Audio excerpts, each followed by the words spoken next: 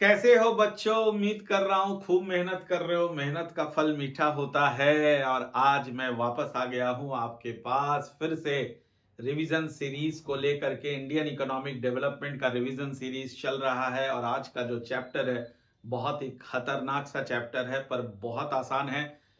CBSE से question compulsorily पूछेगा। एक बार इसको बढ़िया से इस क्लास को कर लो। पूरा का पूरा क्वेश्चन, जो भी क्वेश्चन इससे आएगा सबका आंसर तुम कर सकते हो। बहुत इजी है, मैं कह रहा हूं बहुत इजी है। और इसको आसान बनाएंगे और सारे सारे सारे टॉपिक्स को हम लोग टच करेंगे। एक भी टॉपिक ऐसा नहीं रहेगा जिसको हम लोग छोड़ देंगे। सीबीएसई कहीं से भी उठा के क्वेश्चन इस चैप्टर से पूछ सकता है। क्लियर है? तो क्या है सर चैप्टर? कौन सा है चैप्टर? बहुत सिंपल है, development strategies of India and comparison of those development strategies with India's neighbour that is China and Pakistan. हमने पढ़ा इंडिया 1947 में आजाद हुआ, उसके बाद इकोनॉमिक प्लानिंग्स आया, फिर इकोनॉमिक रिफॉर्म्स आया। तो इन बिटवीन इंडिया का जो डेवलपमेंट स्ट्रैटेजी था हम ऑलरेडी बहुत कुछ पढ़ चुके हैं, लेकिन उसको अब हम कंपैरिजन करेंगे चाइना और पाकिस्तान के साथ। सर चाइना और पाकिस्तान ही क्यों? इसलिए बिकॉज चाइना एंड पाकिस्तान भी आजाद हुआ था। पाकिस्तान तो खैर इंडिया का ही पार्ट था, 1947 में सेपरेट हुआ और बस एक साल के बाद चाइना भी आजाद हो गया, वो भी इंडिपेंडेंट हो गया। तो लगभग ये तीनों कंट्री एक साथ इंडिपेंडेंट इमर्ज हुआ। तो इस चैप्टर में हम पढ़ेंगे कि कौन सा कंट्री का डेवलपमेंट स्ट्रैटेजी सॉलिड था, स्ट्रॉन्ग था, कौन सा कंट्री आगे निकल गया। तो हम सबको पता है आज के डेट में अगर करंट सिनेरियो हम देखें तो चाइना इंडिया से बहुत आगे है, इंडिया पाकिस्तान से बहुत आगे है। तो ऐसा क्या लूप होल्स रह गया, इंडिया कहां पीछे रह गया चाइना से, ये सब हम इसमें पढ़ेंगे। चाइना ने ऐसा क्या स्ट्रैटेजी अपनाया जिससे चाइना बहुत आगे बढ़ गया, तो ये सारी बातें हम लोग पढ़ेंगे। तो आओ शुरुआत करते हैं चैप्टर का। तो सबसे पहले हम ये जानेंगे कि तीनों कंट्रीज का कॉमन फीचर्स क्या क्या था। तो कॉमन फीचर्स में all started development around the same period, लगभग सेम ईयर में तीनों ने डेवलपमेंट का काम शुरू किया था। इंडिया एंड पाकिस्तान 1947 से स्टार्ट किया, चाइना 1949 से अपना डेवलपमेंट स्ट्रैटेजीज स्टार्ट किया। ऑल इंट्रोड्यूस्ड इकोनॉमिक प्लानिंग, हमने पढ़ा था 5 ईयर प्लान्स के बारे में। इंडिया 5 ईयर प्लान्स 1951 में लाया था। इनफैक्ट तीनों कंट्रीज सोवियत यूनियन से बहुत ज्यादा प्रेरित था और वहां से 5 ईयर प्लान का कॉन्सेप्ट लाया। कौन सा कंट्री किस साल लाया, ये एमसीक्यू क्वेश्चन के लिए इंपॉर्टेंट है। यहां पे देखो 5 ईयर प्लान्स इंडिया लॉन्च किया 1951 में, चाइना लॉन्च किया 1953 में और पाकिस्तान लॉन्च किया 1956 में। ठीक है, फॉर एमसीक्यू इंपॉर्टेंट है, ध्यान देना। फिर कहता है importance given to public sector and government planning. हमने पढ़ा था, हमने तो इंडिया के बारे में पढ़ा था कि मेन जो लीडिंग रोल था ग्रोथ एंड डेवलपमेंट का वो पब्लिक सेक्टर ने अपने कंधे में जिम्मेवारी ली। तो ये सिर्फ इंडिया की कहानी नहीं थी, तीनों कंट्रीज की अगर हम बात करें तो तीनों कंट्री में गवर्नमेंट का रोल ही लीडिंग रोल था। ठीक है, वही चीज यहाँ पे लिखा हुआ है। फिर कहता है economic reforms were introduce later, बाद में हमने देखा, हम तो इंडिया के बारे में पढ़े 1991 में एलपीजी पॉलिसीज आया, इकोनॉमिक रिफॉर्म्स आया। बाकी कंट्रियों का हालत देखते हैं, किस साल इकोनॉमिक रिफॉर्म्स आया। चाइना की बात करें तो इंडिया से बहुत पहले 1978 में आया, पाकिस्तान की बात करें 1988 में आया और इंडिया की बात करें तो 1991 में आया। ये कुछ इंपॉर्टेंट टॉपिक्स था, कुछ इंपॉर्टेंट फैक्ट्स था जो एमसीक्यू क्वेश्चन के लिए इंपॉर्टेंट है, इसको दिमाग में रखोगे। अब बात करता हूं development strategy of China. China का डेवलपमेंट स्ट्रैटेजी क्या था ये हमें जानना बहुत जरूरी है, तभी जाकर के हम इंडिया के साथ उसको कंपेयर कर पाएंगे। तो चाइना का डेवलपमेंट स्ट्रैटेजी पढ़ते हैं। After the establishment of communist rule, China में कम्युनिस्ट रूल था। The government controlled land and industries. Sir government control मतलब किसी का अगर इंडिविजुअल जमीन था, मान लो मैं एक चाइनीज हूं और मेरे पास एक जमीन है, मैं उस जमीन का मालिक हूं, तो गवर्नमेंट ने उस लैंड को अपने कंट्रोल में ले लिया। इस तरह से सारे लोगों का, जिसका निजी जमीन था, निजी जायदाद था, सब चाइना की जो गवर्नमेंट थी उन्होंने अपने कंट्रोल में सारा चीज ले लिया। और इसको हमने कहा मॉडल ऑफ स्टैटिज्म, इसका नाम दिया गया मॉडल ऑफ स्टैटिज्म। क्लियर है? ठीक है, इसको याद रखना। फिर आता है चाइना का एक बहुत इंपॉर्टेंट कैंपेन था, great leap forward campaign. Great leap forward campaign क्या है इसका मतलब? ग्रेट लीप फॉरवर्ड कैंपेन 1958 में चाइना का जो सबसे बड़ा नेता था, जो आज तक का सबसे बड़ा लीडर माओ जेडोंग थे, उन्होंने स्टार्ट किया था।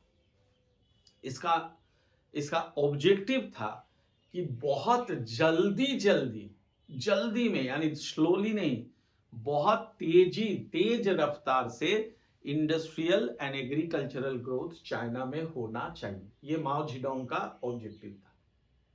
तो इन्होंने क्या किया, गांव, अब देखो, इंडिया की बात करो चाहे चाइना की बात करो, है ना, विलेजेस हमेशा से डोमिनेट करता रहा है।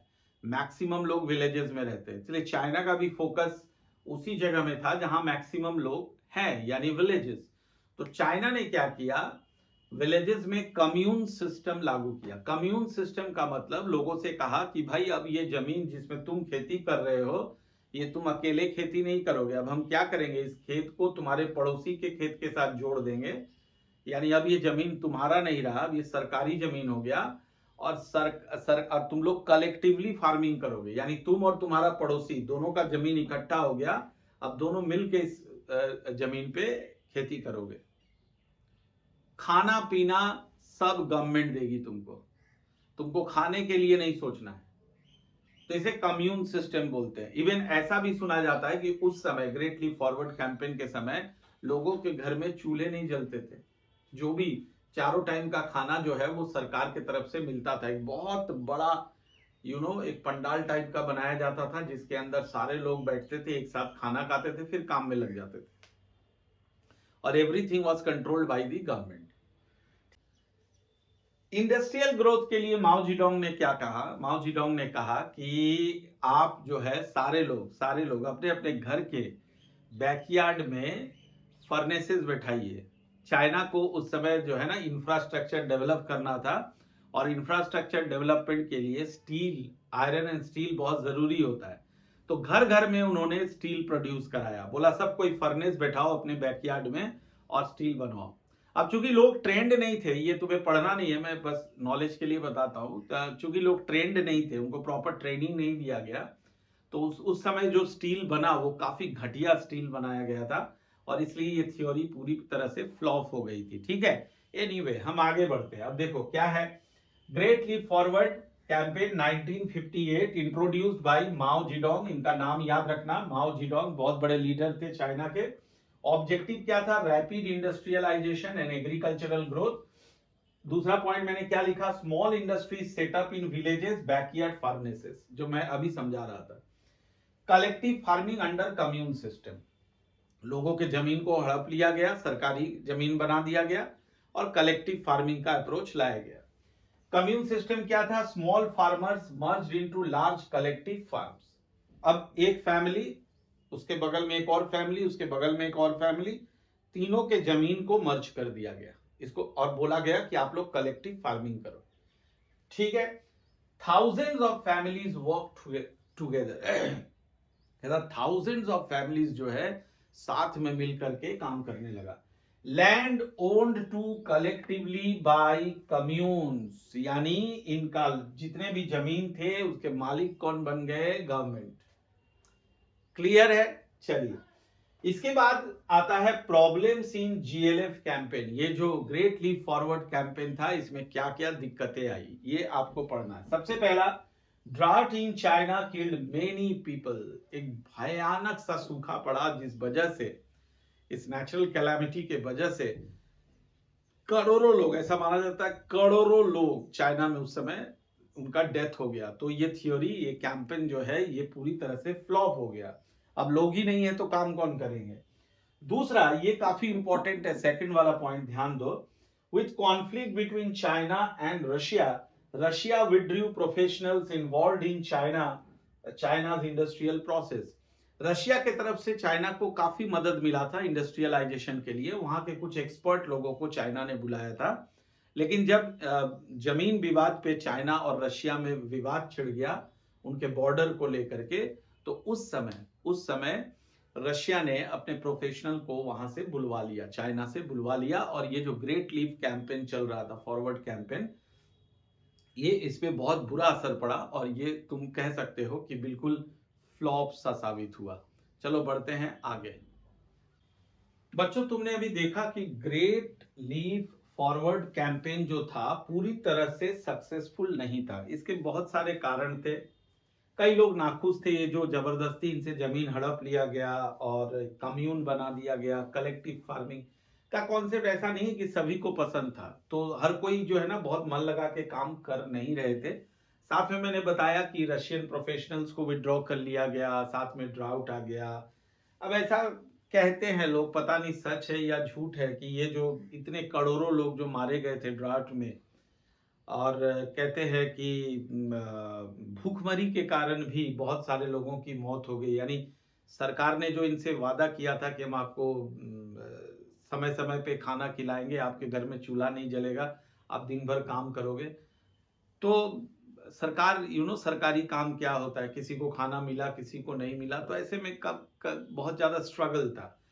और कहीं ना कहीं लोगों के अंदर ये आग था, और जैसे ही मौका मिला लोगों ने इसका विरोध किया, और जैसे ही विरोध किया तो इस कैंपेन का, इस रेवोल्यूशन का नाम दिया गया ग्रेट प्रोलिटेरियन कल्चरल रेवोल्यूशन।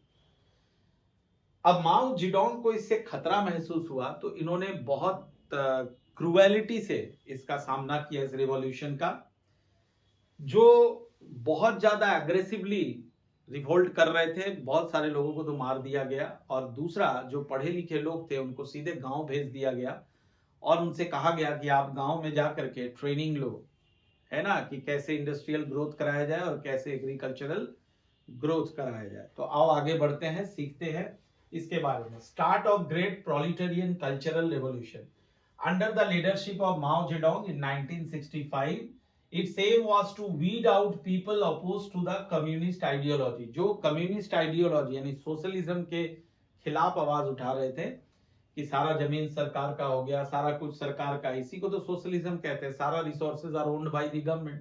तो इसके खिलाफ जो आवाज उठा रहा था उनको वीट करना, उनको खत्म कर देना। Students and professionals were sent to work in the countryside. Countryside मतलब बाबू लोग क्या होता है, विलेज। विलेज भेज दिया गया पढ़े लिखे लोगों को, जाओ वहां जाके तुम काम करो। शहर में रहोगे, फालतू का आवाज उठाओगे, रिवोल्ट करोगे, उससे बेटर है तुम जाके वहां काम करो। Introduction of economic reforms in 1978, ये बहुत इंपॉर्टेंट है, यहां से चाइना बदलने लगा। 1978 के बाद से इन्होंने इकोनॉमिक रिफॉर्म्स लाया। इसके दो फेजेस थे। फर्स्ट फेज जो इनिशियल फेज था उसमें एग्रीकल्चरल ग्रोथ पे ध्यान दिया गया, और जो बाद का फेज था लेटर फेज, उसमें फॉरेन ट्रेड, उसमें इंडस्ट्रीज, इन दोनों चीजों पे ध्यान दिया गया। तो इसको बहुत अच्छे से करना, इससे क्वेश्चन आएगा ही, बहुत ध्यान से देखो। सबसे पहले इनिशियल फेज की बात करता हूं, एग्रीकल्चरल ग्रोथ की बात करता हूं। उसके लिए चाइना ने क्या रिफॉर्म्स किया।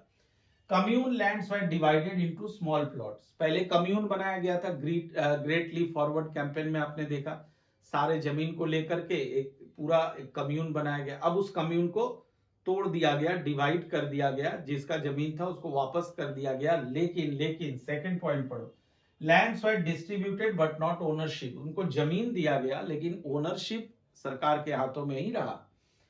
Households were allowed to keep entire income after paying taxes. Government ने कहा इस जमीन पे आप खेती करो, इंडस्ट्री चलाओ, कुछ भी करो, जो भी पैसा कमाओ उसमें मेरे को टैक्स दे दो, बाकी अपने पास रख लो। भले तुम उस जमीन के ओनर नहीं हो लेकिन इनकम पूरा तुम्हारा, टैक्स सरकार का। क्लियर है। इससे लोग मोटिवेट हुए और बढ़िया काम करने लगे। सेकेंड है, लेटर फेज की बात करते हैं, बात की बात, फॉरेन ट्रेड पे ध्यान दिया गया। फॉरेन ट्रेड यानी इंपोर्ट एंड एक्सपोर्ट। तो पहले चाइना का पॉलिसी था इंपोर्ट सब्सटीट्यूशन, उसको बदल के अब एक्सपोर्ट प्रमोशन पॉलिसी चाइना ने अपनाया। साथ ही साथ एफडीआई को बहुत ज्यादा इंपॉर्टेंस दिया, यानी फॉरेन डायरेक्ट इन्वेस्टमेंट को, फॉरेनर्स को एनकरेज किया कि आप आइए चाइना में पैसे इन्वेस्ट कीजिए। तो आओ देखते हैं इसका main point. Foreign investors were allowed, foreign investment को अलाउ किया गया। Setup of special economic zones to attract foreign investments. उनके लिए स्पेशल इकोनॉमिक जोन्स बनाया गया कि आप यहाँ पे अगर इन्वेस्ट करोगे, यहाँ पे इंडस्ट्री सेटअप करोगे तो हम आपको टैक्स हॉलीडे देंगे, हम आपको बिजली फ्री देंगे, हम आपको सब्सिडीज देंगे वगैरह वगैरह। इससे क्या होगा, एम्प्लॉयमेंट भी जनरेट होगा अगर वो लोग आके यहाँ पे इंडस्ट्री सेटअप करें। Focus on export promotion trade policy, अब एक्सपोर्ट को बढ़ावा देने में इनका पूरा फोकस था कि हम पूरे वर्ल्ड में हम सबसे बड़ा मैन्युफैक्चरिंग हब बनेंगे और सारे कंट्रीज में हमारा गुड्स एक्सपोर्ट होगा। ये चाइना का पॉलिसी था। Priority to FDI for economic growth, FDI यानी फॉरेन डायरेक्ट इन्वेस्टमेंट को प्रायोरिटी दिया गया, उनको एनकरेज किया गया कि आप आइए और हमारे ग्रोथ में पार्टिसिपेट कीजिए। क्लियर है। अब आता हूं इंडस्ट्रीज पे। इंडस्ट्रीज को बढ़ाने के लिए क्या किया गया, ध्यान दो। Private sector firms were allowed to produce goods. पहले तो सोशलिस्ट इकोनॉमी था, सारा रिसोर्सेज पब्लिक सेक्टर के हाथों में था। अब प्राइवेट सेक्टर्स को भी इंपॉर्टेंस दिया गया कि आप आइए, उनको लिबरल कर दिया गया कि आप आइए, आराम से इंडस्ट्री सेटअप कीजिए, गुड्स प्रोड्यूस कीजिए, जीडीपी में कंट्रीब्यूशन कीजिए। Public sector started facing competition. अब प्राइवेट सेक्टर आएगा तो एफिशिएंसी के साथ काम करेगा, उनको तो ज्यादा प्रॉफिट कमाना है, तो पब्लिक सेक्टर को भी कॉम्पिटिटिवनेस पब्लिक सेक्टर का भी बढ़ गया, पब्लिक सेक्टर का भी एफिशिएंसी इसके कारण बढ़ गया, जो कि इंडिया में भी हुआ था 91 के बाद। Focus was on dual pricing policy. बच्चों ये टर्म बहुत इंपॉर्टेंट है, डुअल प्राइसिंग पॉलिसी, इसको बढ़िया से समझना है ना। तो डुअल प्राइसिंग पॉलिसी का मतलब होता है कि सरकार ने सारे लोगों से कहा कि आप जो गुड्स एंड सर्विसेज प्रोड्यूस करोगे उसका एक सर्टेन क्वांटिटी आप गवर्नमेंट को बेचोगे एक सर्टेन प्राइस पे। गवर्नमेंट ही वो प्राइस तय करेगी और क्वांटिटी भी तय करेगी कि आप गवर्नमेंट को कितना सेल करोगे। उसके ऊपर आपका अगर प्रोडक्शन है तो वो आप अपने तरीके से मार्केट प्राइस पे उसको बेच सकते हो। फिर से रिपीट करता हूं, गवर्नमेंट डुअल प्राइस पॉलिसी का मतलब गवर्नमेंट ने ये तय किया कि लोगों से कहा कि आप जो भी गुड्स एंड सर्विसेज प्रोड्यूस कर रहे हो उसको क्या करो, उसको गवर्नमेंट को एक सर्टेन क्वांटिटी बेचो एक सर्टेन प्राइस पे, वो प्राइस गवर्नमेंट खुद तय करेगी। उसके ऊपर अगर आपका प्रोडक्शन है, गवर्नमेंट को बेचने के बाद भी अगर आपके पास सरप्लस बचता है तो उसको आप मार्केट में मार्केट प्राइस में बेच सकते हो। क्लियर है, ये डुअल प्राइस पॉलिसी हो गया। अब देखते हैं कि ये जो रिफॉर्म्स आया 1978 में उसका रिजल्ट क्या है। तो ये 3 रिजल्ट आपको याद रखना है, ये 3 ऑब्जर्वेशन। पहला, क्लोज्ड इकोनॉमी से चाइना ओपन इकोनॉमी बन गया। पहले क्लोज्ड इकोनॉमी था, यानी जितना भी इकोनॉमिक एक्टिविटीज होता था, कंजम्पशन, प्रोडक्शन, डिस्ट्रीब्यूशन, ये सब जो है ना चाइना के अंदर होता था। अब ओपन इकोनॉमी हो गया, ग्लोबलाइजेशन हो गया, यानी चाइना का दूसरे कंट्रीज के साथ भी ट्रेड रिलेशन जुड़ गया। फिर है इंपोर्ट सब्स्टिट्यूशन से अब चाइना का पॉलिसी बदल गया और वो हो गया एक्सपोर्ट प्रमोशन। क्लियर है, एक्सपोर्ट को बढ़ाना। Then public sector has no longer monopoly. पहले क्या था, सोशलिज्म में सारा resources are owned by the government. अब क्या है, तो उस समय उसका मोनोपोली था, गवर्नमेंट का मोनोपोली था। अब प्राइवेट सेक्टर भी जब आगे आ गया तो गवर्नमेंट का मोनोपोली कम हो गया। क्लियर है। चलो अब चलते हैं आगे। बच्चों अभी हमने पढ़ लिया चाइना का इकोनॉमिक रिफॉर्म्स जो कि 1978 में आया था। अब ये तुम्हारे स्क्रीन में देखो इंडिया का और पाकिस्तान का इकोनॉमिक रिफॉर्म्स है। इसके पॉइंट्स को आओ समझते हैं। तो सबसे पहले पाकिस्तान का देखो 1988 में इकोनॉमिक रिफॉर्म्स आया था। सबसे पहला पॉइंट है इसमें encouragement to private sector in industrialization. China की तरह पाकिस्तान ने भी प्राइवेट सेक्टर को आगे बढ़ावा दिया और इनकरेज किया कि आप भी हमारे ग्रोथ में पार्टिसिपेट करो। Government offered incentives to private sector. इसके लिए प्राइवेट सेक्टर को गवर्नमेंट ने टैक्स हॉलीडेज दिया, सब्सिडीज दिया, ये सारी बातें उनको इनकरेज करने के लिए गवर्नमेंट ने किया। Received financial support from west, this led to stimulation of economic growth. इन्होंने भी फॉरेन डायरेक्ट इन्वेस्टमेंट पे बहुत ज़्यादा ध्यान दिया और फॉरेनर्स को भी इन्होंने इनकरेज किया कि आप हमारे यहाँ इन्वेस्ट करो ताकि हमारा कंट्री ग्रो कर सके। Led to expansion in investment, that is FDI, और जो मैं अभी बता रहा था एफडीआई को इन्होंने प्रोत्साहन दिया, एनकरेजमेंट दिया। ठीक है, अब बात करेंगे इंडिया के इकोनॉमिक रिफॉर्म्स 1991 का। ये तो हमने पूरा चैप्टर ही आपको पढ़ाया है। अब यहाँ पे कुछ इंपॉर्टेंट पॉइंट्स है, उसको देख लेते हैं। सबसे पहला है adoption of new economic policy or new economic reforms which involves introduction of LPG. L stands for liberalization, P stands for privatization, G stands for globalization. Private sector was allowed in industrialization. आपको पता है liberalisation का यही काम था, privatisation का, कि private sectors को प्राइमरी रोल अब देने का समय आ गया है. FDIs were allowed in the economy. FDI को अलाउ किया गया. All restrictions like tariffs and quotas were removed. Financial sector was made liberal in approach. ये सब आप जानते हो, ये सब आप पिछले चैप्टर में पढ़ चुके हो. तो ये आपको मैंने चाइना, इंडिया और पाकिस्तान के इकोनॉमिक रिफॉर्म्स के बारे में बताया. अब बच्चों हम लोग पढ़ेंगे इन तीनों कंट्रीज के जीडीपी को कंपेयर करेंगे, और इनको कंपेयर करेंगे सिर्फ जीडीपी को ही नहीं. आप देखो आपके स्क्रीन में मैंने लिखा है GDP, structure of growth, demographic profile और HDI यानी ह्यूमन डेवलपमेंट इंडेक्स के बेसिस पे हम इन तीनों कंट्रीज को अब डिफ्रेंशिएट करेंगे, कंपेयर करेंगे. तो बहुत ध्यान से बाबू, इससे क्वेश्चन 100% श्योर रहो आएगा, तो बहुत अच्छे से इसको समझना है. तो आप देख सकते हैं आपके स्क्रीन में सबसे पहला जो हमारा कंपैरिजन पॉइंट होगा वो जीडीपी ग्रोथ रेट का होगा. मैंने यहाँ 3 कॉलम्स बनाया है, एक चाइना, दूसरा इंडिया और फिर है पाकिस्तान. आओ एक एक करके देखते हैं क्या क्या है. सबसे पहले China has the second largest GDP in the world. America के बाद चाइना का नंबर आता है, सेकेंड लार्जेस्ट जीडीपी चाइना का है. India's GDP is 41% of China's GDP. अब सोच लो कितना कम है. चाइना का अगर 10 है तो इंडिया का 4.1% है, मतलब 41% ऑफ जो भी चाइना का है. पाकिस्तान की अगर हम बात करें, पाकिस्तान जीडीपी इज रफली 11% ऑफ इंडियाज जीडीपी. लो कर लो बात, कितना कम है, कितना पिछड़ा हुआ है पाकिस्तान. ये 3 आप बहुत अच्छे से दिमाग में रखोगे. दूसरा चाइना की बात करते हैं. Average rate of growth is 10.3% per annum in 1980 to 1990. अब इस डिकेड की बात करो, 1980 से 1990 तक चाइना का जो रेट ऑफ ग्रोथ था जीडीपी में वो 10.3%. बाबू 10.3% बहुत ज़्यादा होता है ना, इसको अच्छा कंट्री माना जाता है.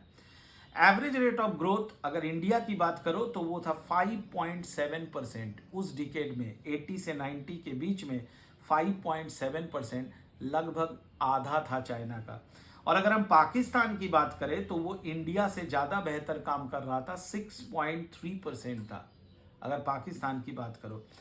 अब ये जो राइज इन जीडीपी था चाइना का, इसके कारण क्या थे? देखो सारा पॉइंट्स आपके पास लिखा हुआ है, मैं एक्सप्लेन कर रहा हूँ, ध्यान से देखो. Shift from centrally plan to market economy. Socialist economy से कैपिटलिस्ट इकोनॉमी में शिफ्ट होना, ये चाइना का सबसे बड़ा कदम था जीडीपी के बढ़ने में.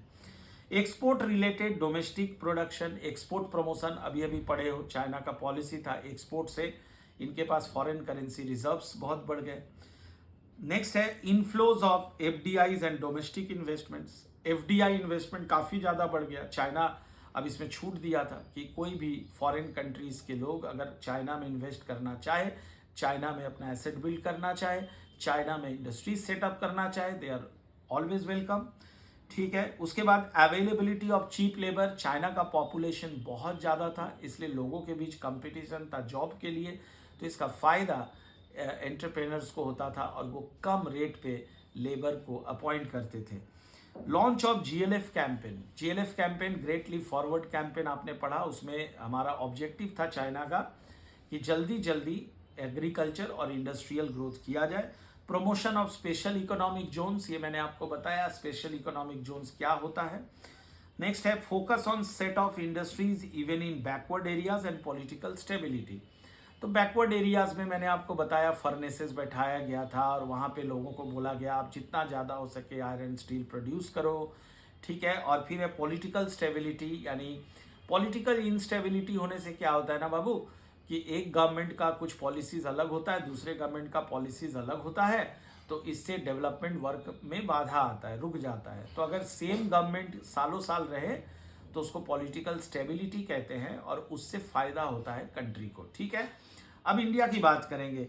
Rise in GDP growth rate is observe due to the following reasons. तुम्हें पता है 1947 में हमारा जीडीपी का ग्रोथ 2% से भी कम था और अभी आपने देखा इस डिकेड में 5.7% था. तो ये जो राइज हुआ इसके क्या कारण थे? Launch of new economic policy. ठीक है. अभी इंडिया इकोनॉमिक पॉलिसी जो नया इकोनॉमिक रिफॉर्म्स आया था उसके वजह से जीडीपी में थोड़ा बहुत आप चेंजेस देख पा रहे हो। Greater participation of private sector को आगे लाया गया था लिबरलाइजेशन से। Liberal yet surprised financial sector, simple tax structure, removal of tariffs and quotas and inflows of FDIs, ये सब आप पढ़ चुके हो इंडियन इकोनॉमिक रिफॉर्म्स में। इस वजह से जीडीपी में हमने ग्रोथ देखा था आफ्टर इकोनॉमिक रिफॉर्म्स। अब पाकिस्तान की बात करते हैं। Rise in GDP growth is observed after 1980s and is due to the following reason: greater participation of private sector, removal of tariffs and quotas and inflows of FDIs. ये सारा points तुम्हें पता है, तो इसको बहुत अच्छे से देखो, मैंने शॉर्ट में करके दिया है ताकि आप अच्छे से इसको याद कर सको। बच्चों, अब एक ऐसा टॉपिक हम लोग पढ़ने वाले हैं, समझ लो कंपलसरी टॉपिक है, इससे क्वेश्चन हमेशा पूछता है, तो बहुत ध्यान से समझना इसको। देखो हेडिंग क्या मैंने दिया है, लिखा हुआ है आपके पास। In 2015 to 2017 China observed a decline in their GDP growth rate to 6.8%। यानी चाइना का जीडीपी इस दौरान डिक्लाइन कर रहा था। इसके क्या क्या रीजंस थे ये आपको पढ़ना है। सबसे पहला रीजन था reduced global demand for Chinese products. China का जो प्रोडक्ट था, जो बन के पूरे वर्ल्ड में वो एक्सपोर्ट कर रहा था, उसका क्वालिटी बहुत खराब था। ये एक कारण था। दूसरा कारण ये था कि इंडिया भी एज ए मैन्युफैक्चरिंग हब उस समय ग्रो कर रहा था, तो Indian goods were comparatively more superior than the Chinese goods, इसलिए लोग इंडिया के गुड्स को प्रेफर कर रहे थे। दूसरा, rise in propensity to save in China, लोग ज़्यादा सेविंग्स कर रहे थे चाइना में, इन्वेस्टमेंट कम कर रहे थे। तीसरा, corruption and economic crimes, corruption बहुत ज़्यादा बढ़ गया था चाइना में। Migration of skilled Chinese people into rest of the world, China के जो स्किल्ड पीपल थे, जो पढ़े लिखे लोग थे, जो कि जीडीपी को बढ़ाने का एबिलिटी रखते थे, ये सारे लोग इस दूसरे कंट्री में हायर सैलरी के लालच में माइग्रेट कर रहे थे, यानी चाइना में बहुत अधिक मात्रा में ब्रेन ड्रेन हो रहा था। Focus on the problem of environmental degradation, और एनवायरमेंटल डिग्रेडेशन के चलते एनवायरमेंट काफ़ी डिग्रेड कर रहा था चाइना का, जिस वजह से फोकस सस्टेनेबल डेवलपमेंट के कारण चाइना ने अपना ग्रोथ को थोड़ा सा स्लो कर दिया था। तो ये कुछ पॉइंट्स हैं जो बहुत इंपॉर्टेंट है, उम्मीद करता हूँ याद रखोगे, ये इंपॉर्टेंट क्वेश्चन है। चलो बढ़ते हैं। अब पढ़ेंगे हम लोग कि पाकिस्तान का जीडीपी क्यों डिक्लाइन कर रहा था इस दौरान। तो देख, इस समय पाकिस्तान का जो जीडीपी था वो था 5.3% लिखा हुआ है, और इसके कारण क्या थे? War of terror led to reduced business confidence, यानी लोग जो रेस्ट ऑफ द वर्ल्ड था उनका कॉन्फिडेंस पाकिस्तान पे बहुत घट रहा था, धीरे धीरे घट रहा था। क्यों? Due to war of terror, वहाँ टेररिज्म बहुत तेजी से फैल रहा था, इसलिए लोगों का कॉन्फिडेंस वहाँ घट रहा था, लोग वहाँ बिजनेस नहीं करना चाहते थे। This led to decline in domestic and foreign investments, लोग बिजनेस से डरते थे, ठीक है। करप्शन एंड इकोनॉमिक क्राइम्स, वहाँ भी करप्शन अपने चरम पे था। पॉलिटिकल इंस्टेबिलिटी, पॉलिटिकल स्टेबिलिटी था ही नहीं, कभी ये सरकार तो कभी वो सरकार, कभी ये नीति कभी वो नीति। Low income in the economy thus led to low growth trap, लोगों का पर कैपिटा इनकम बहुत घट गया था, जिस वजह से लोगों का इन्वेस्टमेंट प्रोपेंसिटी काफ़ी घट गया था, इसलिए कैपिटल फॉर्मेशन भी घट गया था। उम्मीद करता हूँ समझ आ गया। ये दो क्वेश्चन बहुत ज़्यादा इंपॉर्टेंट है, आने का प्रोबेबिलिटी बहुत ज़्यादा है। अब हम कंपेयर करेंगे इंडिया, चाइना, पाकिस्तान का as per there demographic profile. तो ध्यान से देखना, अगर हम डेमोग्राफिक प्रोफाइल को जानना चाहें, ये हमने बताया है आपको इससे पहले, इसका मतलब होता है study of population on the basis of parameters like growth rate, density etcetera. तो अगर हम चाइना से शुरुआत करें, चाइना का पॉपुलेशन साइज हाई था, हाई पॉपुलेशन साइज, इंडिया का भी हाई पॉपुलेशन साइज, और पाकिस्तान का इन दोनों से कंपेयर करें तो रिलेटिवली लो पॉपुलेशन साइज है, ठीक है। 1/10 of the population of India and China, India और चाइना का जो पॉपुलेशन है उसका करीब 1/10 पॉपुलेशन पाकिस्तान होल्ड करता है। दूसरा point, low population growth rate as compare to India and Pakistan and decline in sex ratio due to adoption of one child policy in 1979।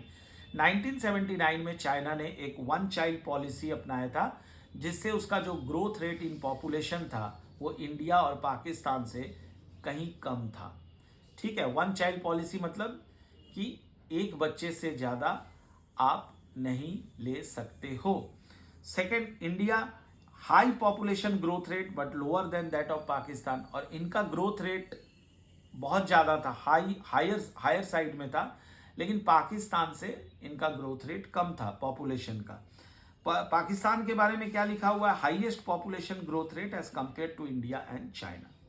अब चाइना में वापस आते हैं, क्या लिखा हुआ है? Low density of population due to large geographical areas. China का ज्योग्राफिकल एरिया बहुत ज़्यादा था बाबू, इसलिए इनका जो डेंसिटी ऑफ पॉपुलेशन है ये बहुत कम है। डेंसिटी ऑफ पॉपुलेशन मतलब पर किलोमीटर में कितने लोग रहते हैं, है ना? तो पर किलोमीटर में चाइना का डेंसिटी जो है वो काफ़ी कम था। Low density of population implies less stress usages on natural resources, this leads to increased abilities of sustainable development. अब अगर हम इंडिया की बात करें तो हाई डेंसिटी ऑफ पॉपुलेशन था and high population size acts as a hindrances in process of growth as it acquires huge maintenance investment. This leads to low development investment. अब स्वाभाविक है कि आप छोटी सी ज़मीन है उसमें ज़्यादा लोग रह रहे हो तो ऑटोमेटिकली आप नेचुरल रिसोर्सेज को बहुत जल्दी डिप्लीट कर रहे हो, तो इसमें ग्रोथ में भी बाधाएं आती है। और अगर हम पाकिस्तान की बात करें तो high density of population and high population size acts as a hindrance in the process of growth as it requires huge maintenance of investment. Clear है? ओके, आगे बढ़ते हैं, फिर से वापस चाइना में आते हैं। This leads to increased abilities of sustainable development, this leads to low development investment, this leads to low development investment. तो सस्टेनेबल डेवलपमेंट ऑब्वियस सी बात है ना, नेचुरल रिसोर्सेज को जितना फ्री छोड़ोगे सस्टेनेबल डेवलपमेंट उतना ज़्यादा होगा, तो चाइना में ज़्यादा हो रहा था। फिर क्या लिखा हुआ है चाइना में? वापस आते हैं, high degree of urbanisation due to structural transformation.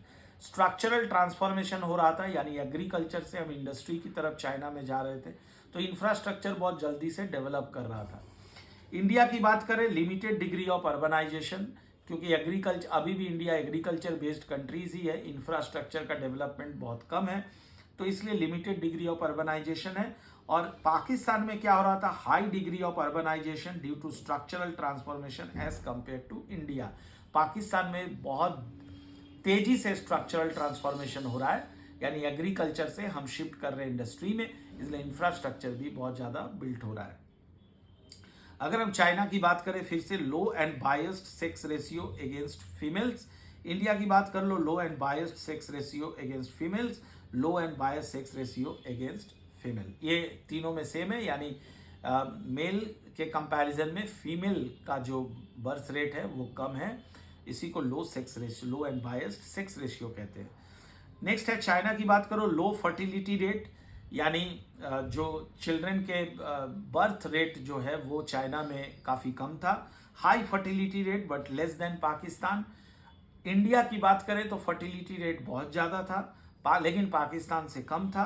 और अगर पाकिस्तान की बात करें, very high fertility rate in comparison to India and China. तो उम्मीद करता हूँ ये जो कंपैरिजन था डेमोग्राफिक प्रोफाइल का, ये आपको समझ आ गया। अब बात करते हैं ह्यूमन डेवलपमेंट इंडेक्स के कंपैरिजन को। बच्चों, ये तुम्हारे स्क्रीन में ह्यूमन डेवलपमेंट इंडेक्स के इंपॉर्टेंट पॉइंट्स हमने यहाँ पे नोट किए हुए हैं, तो थोड़ा ध्यान से देखना। ह्यूमन डेवलपमेंट इंडेक्स एक कंपोजिट इंडेक्स है जिसमें बहुत सारा रेट्स आता है, like literacy rate, infant mortality rate, life expectancy rate, literacy rate, ये सारा रेट्स का एवरेज हम लोग निकालते हैं और फिर कंट्रीज का रैंकिंग करते हैं। तो इन सारे रेट्स के अनुसार अगर इन तीनों का रैंकिंग हम देखें तो देखो क्या लिखा है। As per HDI reports 2017 to 19 values of HDI China की अगर मैं बात करूं तो 0.76 है, इंडिया की बात करूं 0.64 है, बहुत पीछे है चाइना के। पाकिस्तान इंडिया से भी पीछे है। तो यहाँ से मुझे ये पता चला कि HDI रैंकिंग में चाइना ऊपर है in comparison to India and Pakistan. ठीक है, अब सवाल है, some points of comparison are as follows. According to HDI हम लोग कंपेयर करेंगे इन तीनों का, और देखो 1 2 3 4 पॉइंट्स हमने लिखा है, क्या क्या है और डिस्कस करते हैं।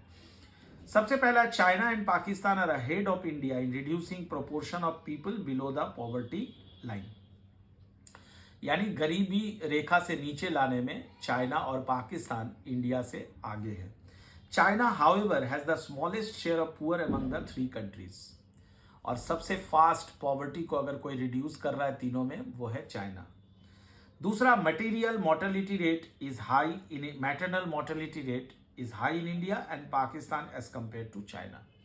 मैटरनल मोर्टेलिटी रेट क्या होता है तुम लोग सबको पता है कि जब माँ अपने बच्चे को जन्म देती है तो उस समय माँ का जो मृत्यु हो जाता है उसको मैटरनल मोर्टेलिटी रेट कहते हैं, जो कि बहुत हाई है इंडिया और पाकिस्तान में। All the 3 countries are providing improved drinking water resources. ठीक है, ये एक अच्छी खबर है कि तीनों कंट्रीज अभी improve drinking water resources provide कर पा रही है। Sanitation facilities provided by China are much better as compare to India and Pakistan. India में धीरे धीरे ये बढ़ रहा है और चाइना अभी भी इन दोनों से काफी आगे है। अब देखते हैं reasons for better rank of China. China का बेटर रैंकिंग एचडीआई में क्यों है? देखो, लार्ज पर कैपिटा जीडीपी के कारण है, दूसरा है इंप्रूव्ड एरियाज ऑफ नॉरिशमेंट, तीसरा है reduced IMR infant mortality rate and maternal mortality rate, improved level of sanitation. तो ये कुछ कारण है जिस वजह से China is in better ranking in HDI. Clear है? तो मुझे उम्मीद है एचडीआई वाला पैरामीटर्स आपको समझ आ गया। बच्चों आओ अब बात करते हैं इंडिया एंड पाकिस्तान का कॉमन सक्सेस स्टोरी। सबसे पहला, experience double rates of per capita income growth rate. Per capita income double digit में दोनों ने एक्सपीरियंस किया। There is decline in incidence of absolute poverty. दोनों कंट्रीज में पॉवर्टी घटा, ये अच्छी खबर है। तीसरा, achieve self sufficiency in food grain production. Food grain production में सेल्फ सफिशिएंसी अचीव किया, टेक्नोलॉजिकल रिफॉर्म्स लाया, एग्रीकल्चर को मॉडर्नाइज किया और फॉरेन डिपेंडेंसी को खत्म किया। Well developed tertiary sector with global recognition. Service sector दोनों का बढ़ा, आईटी सेक्टर खास करके वर्ल्ड फेमस दोनों कंट्रीज के लिए ये अचीव हुआ। क्लियर है? तो मुझे उम्मीद है कि ये टॉपिक आप सीख गए। बच्चों आप बात कर रहे हैं India's edge over Pakistan. India किन किन चीजों में पाकिस्तान से आगे है? सबसे पहला, रिसर्च एंड डेवलपमेंट। अगर हम पाकिस्तान से कंपेयर करें, अगर हम पूरे वर्ल्ड से कंपेयर करें तो इंडिया अभी भी बहुत पीछे है, लेकिन पाकिस्तान से कंपेयर करें तो हम बहुत आगे हैं। Reserve of skilled man power, हमारे पास स्किल्ड ह्यूमन रिसोर्सेज बहुत ज़्यादा है। एक्सपोर्ट ऑफ सॉफ्टवेयर सर्विसेज, हम सॉफ्टवेयर कंपनीज हमारे यहाँ बहुत अच्छे अच्छे हैं। इन्फोसिस, HCL, विप्रो, ये सारे अच्छे अच्छे जो सॉफ्टवेयर कंपनीज है ये सॉफ्टवेयर एक्सपोर्ट करने में माहिर है। हम बहुत आगे हैं पाकिस्तान से। ह्यूमन कैपिटल फॉर्मेशन में हम बहुत आगे हैं क्योंकि हमारे यहाँ एजुकेशन और हमारे यहाँ हेल्थ ये काफ़ी सुधार हो रहा है इसमें। Areas of defence, technology, space research, electronics and telecommunications में हम पाकिस्तान से बहुत आगे हैं। साइंस एंड इंजीनियरिंग में हम बहुत आगे हैं। इन्वेस्टमेंट्स इन एजुकेशन में हम बहुत आगे हैं। जितना जीडीपी का सर्टेन परसेंटेज हम लोग एजुकेशन पे खर्च करते हैं, पाकिस्तान उससे कम खर्च करता है। हेल्थ फैसिलिटीज़ में भी हम बहुत आगे हैं। अब बात करते हैं Pakistan edge over India. Pakistan किन किन चीज़ों में इंडिया से आगे है? Migration of workforce from primary to secondary sector, from rural to urban sector. बहुत जल्दी पाकिस्तान में अर्बनाइजेशन हो रहा है क्योंकि लोग एग्रीकल्चर डिपेंडेंसी से हट के अब अर्बनाइजेशन की तरफ आ रहे हैं, इंडस्ट्रियलाइजेशन की तरफ आ रहे हैं। Reduction in BPL population I mean poverty घट रहा है पाकिस्तान का ज़्यादा रेट से than India. Expansion of external trade Pakistan का इंडिया से ज़्यादा बढ़ रहा है। Efficiency in utilisation of investments and improved areas access to water resources. Improved access to water resources यानी स्वच्छ पानी जुटाने में पाकिस्तान, प्रोवाइड करने में पाकिस्तान भारत से अभी आगे चल रहा है।